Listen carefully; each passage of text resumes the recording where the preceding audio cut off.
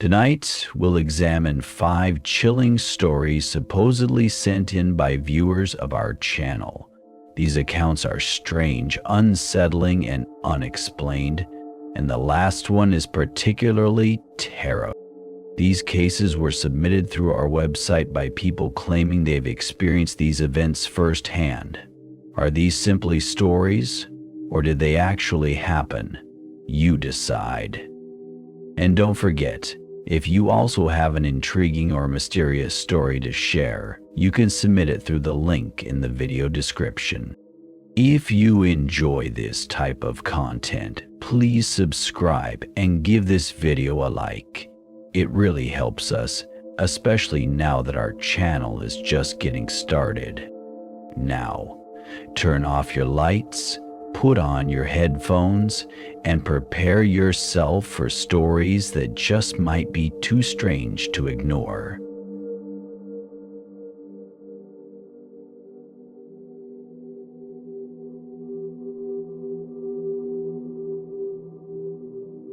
This story was sent to us by Mason T., a retired trucker who spent most of his life on the road, traveling across the country. Mason mentioned he's never been the superstitious type, always relying more on logic than feelings. But what he experienced one night on a lonely stretch of highway in Nevada changed that. According to his account, it was a typical late-night drive. Mason was hauling cargo from Utah to Nevada, and he'd been on the road for hours, fighting off waves of exhaustion. Realizing it wasn't safe to keep driving, he decided to pull into one of those isolated highway rest areas. Nothing fancy, just a patch of asphalt surrounded by open fields and dotted with a couple of dimly lit street lamps. It was just past midnight when he parked his truck. The rest stop was deserted, which wasn't unusual at that hour, especially in such a remote area. Mason killed the engine, locked his doors, leaned back, and allowed his heavy eyelids to close. He planned just a quick nap, no more than half an hour. Mason isn't sure how long he slept, but he says something woke him abruptly, a strange feeling that someone was nearby. He opened his eyes and immediately saw headlights in his side mirror, approaching slowly. He thought, finally, some company, but as the car pulled into the spot next to him, something felt off. It was an older sedan, dark-colored, nothing special. But there was nobody behind the wheel. Mason rubbed his eyes, thinking his tiredness was playing tricks on him. Yet no matter how hard he squinted, the driver's seat remained empty. The car just sat there, headlights piercing through the dark, engine idling quietly, as if waiting for something. Mason admitted he was unnerved. In all his years on the road, he'd encountered strange people and bizarre situations, but never something like this. Instinctively, he locked his doors again, checked the mirrors carefully, and decided it was best to leave immediately. His heart pounded hard as he started his engine. He glanced over one more time, half expecting to finally see someone. But still, there was no driver, no passenger either. Just an empty car, motionless, quietly humming next to him. He didn't wait around. Mason pulled out of the parking lot swiftly, feeling an instant relief as his wheels hit the highway pavement again. But his relief was short-lived. He looked in his rearview mirror and saw those same headlights. The driverless car was moving, pulling out onto the highway behind him. Mason pressed the gas, accelerating more than he typically would, determined to leave the mysterious car far behind. But strangely, no matter how fast he drove, the car maintained the same distance behind him, never speeding up, never slowing down, just a constant presence in his rearview mirror. He said it felt almost mechanical, perfectly matching his speed, perfectly following his movements, like a shadow. His hands gripped the steering wheel, his breathing shallow and rapid. Questions filled his mind. Who was controlling that car? Why him? Why now?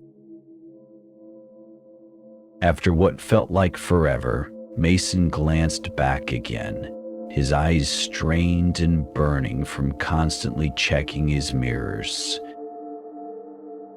And suddenly the headlights began to fade, not turning off or pulling away, but literally fading into the darkness, becoming dimmer and dimmer until they disappeared entirely.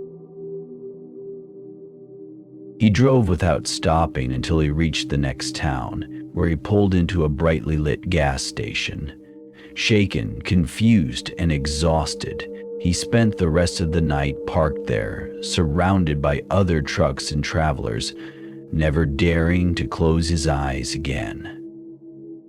Mason ended his message by saying he'd never experienced anything remotely like it again. Nor did he ever find an explanation. Even now, retired and far away from highways and late-night drives, he admits to occasionally feeling uneasy whenever he's alone at night and headlights appear in his rearview mirror. So, what do you think happened that night? Was it just the tiredness of a long-haul driver playing tricks on him, or did Mason truly encounter something inexplicable, something out there on that deserted Nevada highway that defies logic and reason?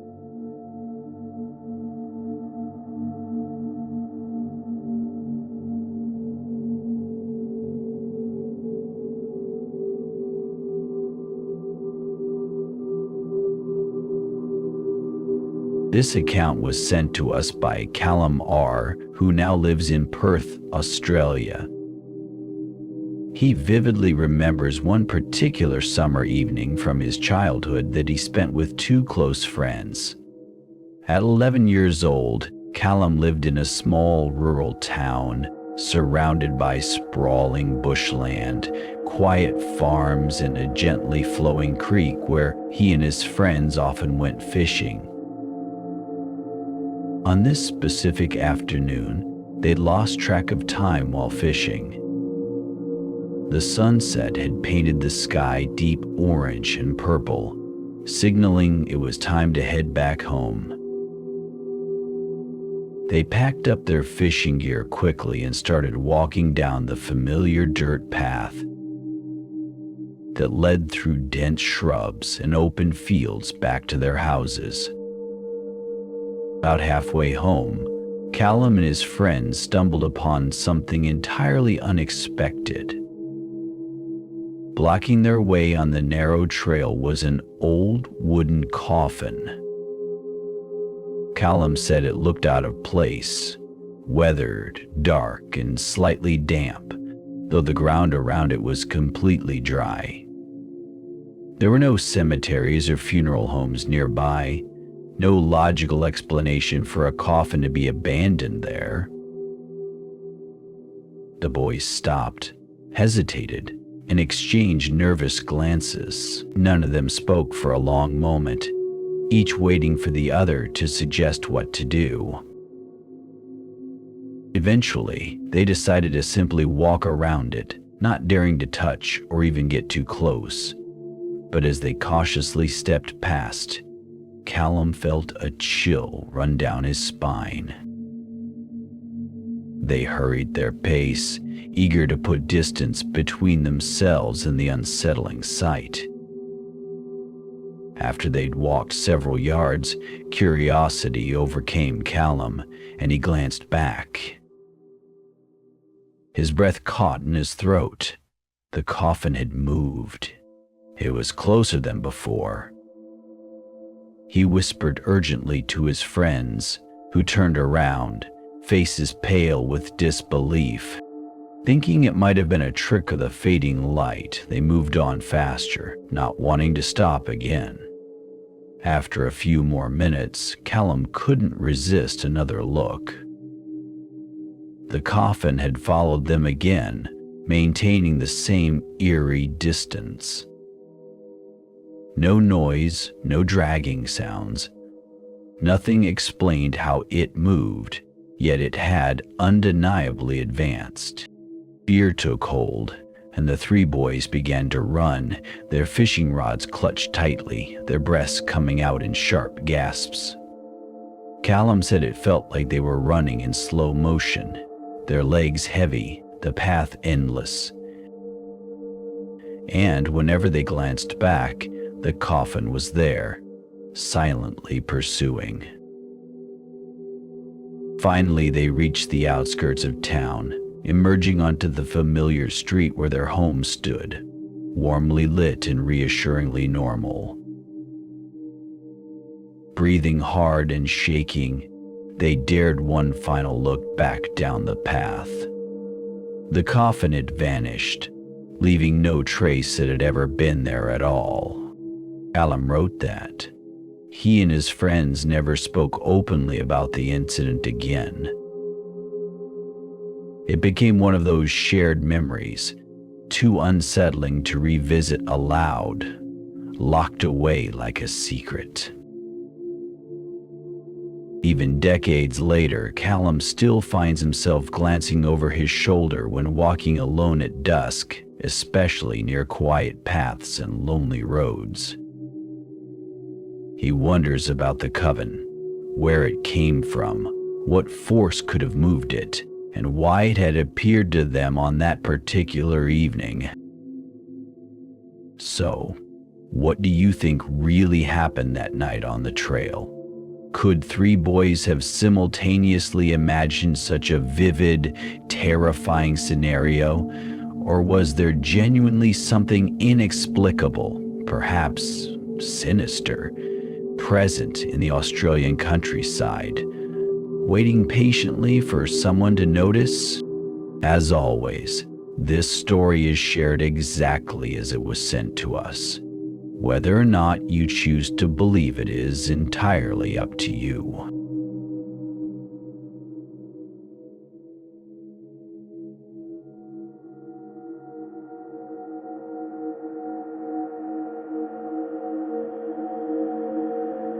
This next story was sent anonymously. The only information provided was that it happened in 2019 inside a university hospital. No further details were given. No names, no exact location. Just the memory of something deeply unsettling. According to the account, the woman had been admitted for a routine surgery. Nothing serious, just something requiring a short stay for recovery. She shared a standard hospital room with another female patient, separated by one of those thin beige curtains that barely reached the floor. During the day, everything seemed perfectly normal. Nurses came and went. The other patient, whom she described as friendly and soft-spoken, mostly rested quietly in her bed. They exchanged a few words now and then, but mostly kept to themselves. It was during the second night that things changed. Sometime after midnight, the woman woke up to the sound of soft footsteps. Half asleep, she turned her head toward the curtain and noticed the light from the hallway spilling into the room. Through the narrow gap at the bottom of the curtain, she could just barely make out her roommate's feet walking out of the room. Thinking nothing of it, She closed her eyes again, assuming her roommate had gone to the bathroom. A few minutes later, she heard the door creak open again and the soft shuffle of someone returning. Instead of hearing the rustling of sheets or the sigh of someone settling back into bed, she heard a faint, almost imperceptible creak, like weight pressing down on a mattress. She opened her eyes but stayed still, too uneasy to move. Through the small gap under the curtain, she could see the shadow of her roommate's feet, not lying down, but standing, motionless, on top of the bed. The woman stared, frozen. Who stands on their bed in the middle of the night? Minutes dragged on. The figure remained there, unmoving. Fear gnawed at her. Every instinct screamed not to open the curtain, not to look, but curiosity and terror battled inside her, until finally, in a trembling voice, she whispered the other patient's name. "Are you okay? What are you doing up there?" What answered her wasn't the gentle, tired voice she was expecting. Instead, a deep, guttural voice, too deep to belong to a woman, responded, "Go back to sleep." The woman said she felt her body lock in place, unable to even pull the blanket over her head. Every fiber of her being told her not to move, not to speak, not to breathe too loudly. She stayed perfectly still until dawn's first light began to filter through the window. When the nurses came in for morning rounds, she immediately asked to be transferred to another room. They complied without question, barely even asking why. She never saw the other patient again. She never saw what had stood on that bed. And even now, years later, she says she can't be sure what was behind that curtain that night. Only that something answered her, and it wasn't who she thought. What do you think happened in that quiet hospital room? Was it the fog of anesthesia and fear playing tricks on her mind? Or did something else respond from the other side of the curtain? As always, we present this story exactly as it was sent to us. You decide.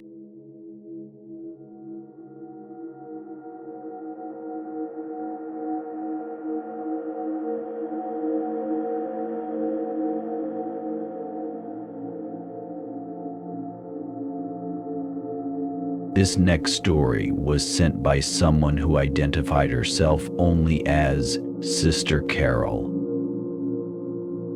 a name she uses within her church community in Georgia, where she's been a member for over 20 years. She asked us not to share her real name, but she felt compelled to send in her experience. An incident that, to this day, she says she struggles to explain. At the time, Sister Carol was going through a difficult season in her life. Her marriage was strained, weighed down by constant arguments and the silent distance that had grown between her and her husband. Feeling overwhelmed, she turned to something that had always brought her comfort: music. Specifically, old Christian hymns she grew up listening to. A friend from her church handed her a CD, saying, "When the walls feel like they're closing in, sometimes praise can open a window." It was a simple gift, but Sister Carol took it seriously. One afternoon, while her husband was at work, she decided to do some cleaning around the house. hoping that the familiar songs would help lift her spirit. She placed the CD into her old stereo system, adjusted the volume to a moderate level, and pressed play. The first hymn floated through the house, a slow, familiar tune about faith and strength. As she wiped down the counters and picked up laundry, she felt the tightness in her chest begin to ease. By the second hymn, she even found herself softly humming along, feeling the heavy cloud over her mind start to break apart. Then came the third song. Without warning, the two speakers perched on top of her living room shelf fell violently to the floor. Not just slipped, not slid, fell hard. Sister Carol jumped, nearly dropping the laundry basket she was carrying. The music cut out instantly as the speakers hit the ground with a loud, jarring crash that echoed through the empty house. At first, she thought maybe there had been an earthquake, but nothing else in the house had moved. No vibrations, no shaking. She thought about a draft, but there was no wind, no open windows. She didn't own any pets, and there was no one else home. The shelf itself was sturdy and well secured to the wall. It had held those speakers for years without issue. She stood frozen for a long moment, staring at the fallen equipment, feeling an intense chill rise from the pit of her stomach. Slowly, cautiously, she bent down and turned off the stereo system completely. Then she left the room, leaving the speakers exactly where they had fallen. That night, she didn't sleep much. Sister Carol told us that afterward, she continued to listen to hymns, but never again in that living room. She moved the stereo into her bedroom, kept the volume low, and always prayed before pressing play. Even now, she says she can't explain what happened. Was it some sort of coincidence? Or was it something else? Something that reacted to the music in a way she could feel but not see. She doesn't claim to have the answers. She simply remembers the sudden violent way the peace in her home was shattered, right when the third hymn began. And she says that deep down, she feels it wasn't just the speakers that were disturbed that day. So, what do you think happened in Sister Carol's living room? Was it just a freak accident, or did something unseen respond to the songs of faith being played too loudly for its liking? As always, we share these stories exactly as they were sent to us. You decide.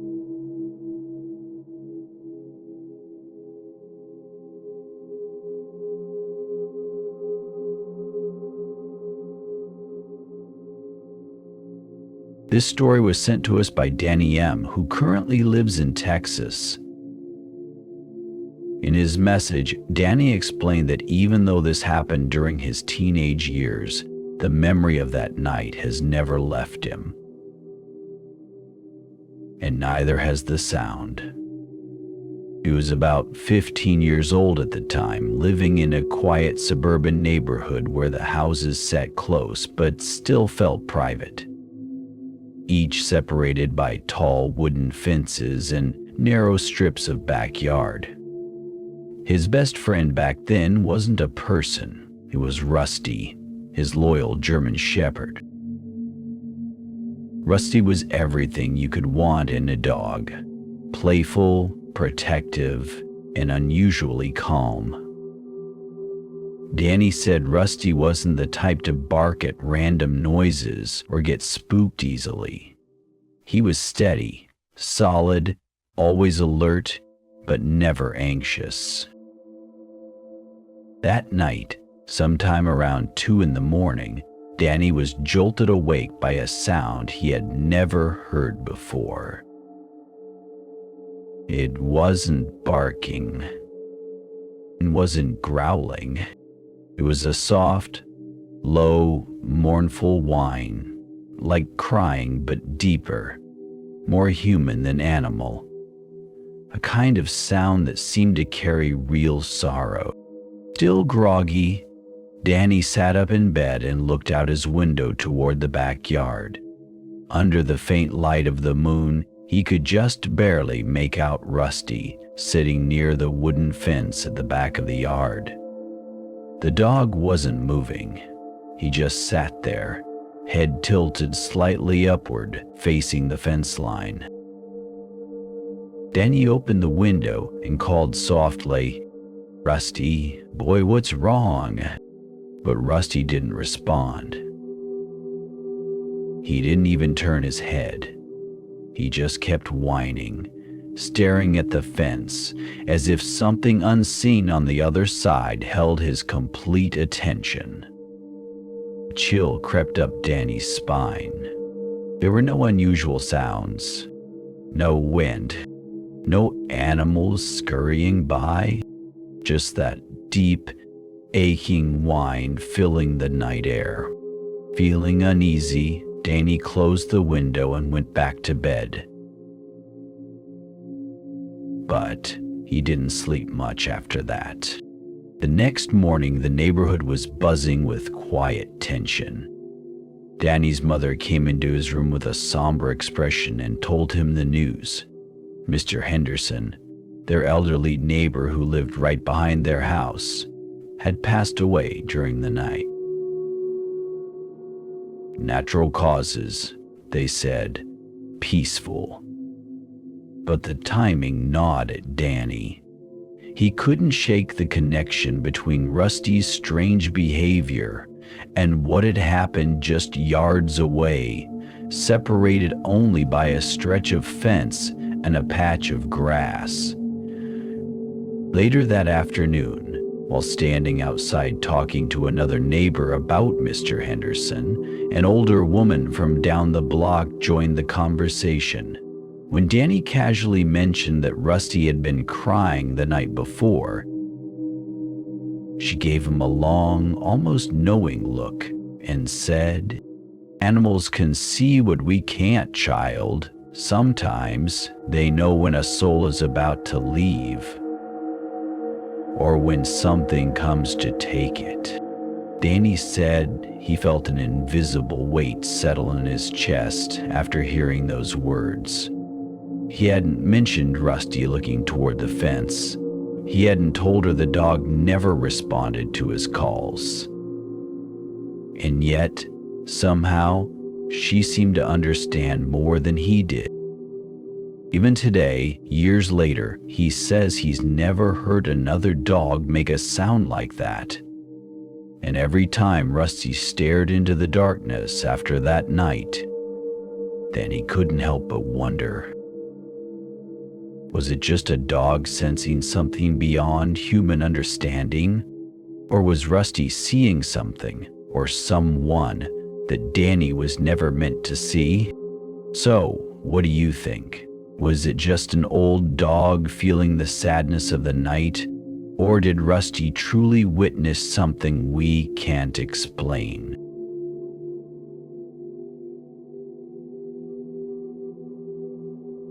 We've now explored 5 chilling tales, each one leaving us with more questions than answers.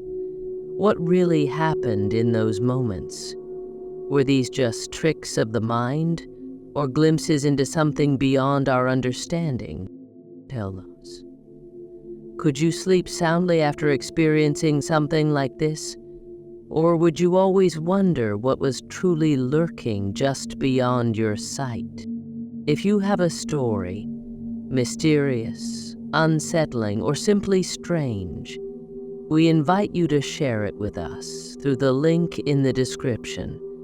Your story might be featured in our next episode. If you enjoyed these stories, don't forget to leave a like and subscribe. It helps us grow, especially now, at the beginning of our journey. Before you go, we recommend you check out our previous video, 3 True Gas Station Horror Stories. 3 real encounters that show how even the most ordinary places can hide the most chilling secrets. Until next time, keep your lights low and your mind open. Some stories are too strange to ignore.